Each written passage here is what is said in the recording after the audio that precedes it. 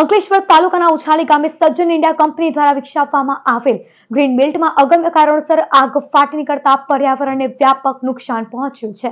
અંકલેશ્વર તાલુકાના ઉછાલી ગામ ખાતે આવેલ ગ્રીન બેલ્ટ વિસ્તારમાં અગમ્ય કારણોસર આગ લાગી જતા મોટા પ્રમાણમાં વૃક્ષોને નુકસાન થયું હોવાનું સામે આવ્યું છે। આ ઘટનાના કારણે પ્રકૃતિ પ્રેમીઓને ગામ લોકોમાં ભારે રોષની લાગણી જોવા મળી રહી છે।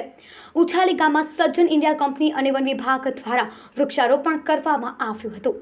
આ અંગે અંકલેશ્વર આરએફઓ ભાવેશ મોભે ટેલિફોનિક વાતચીતમાં જણાવ્યું હતું કે આજ રોજ બપોરના સમયે ઉછાલી ગામ ખાતે આવેલ ગ્રીન બેલ્ટમાં આગ લાગી હોવાની જાણ થતાં અમારી ટીમે ઘટનાસ્થળે પહોંચી તપાસ કરી હતી, જેમાં 200 જેટલા વૃક્ષો આગમાં બળીને ખાખ થઈ ગયા છે। આ અંગે આસપાસના લોકોના નિવેદનો લેવામાં આવી રહ્યા છે। જો કે આગ લાગવાનું કારણ હજુ સુધી સ્પષ્ટ થયું નથી।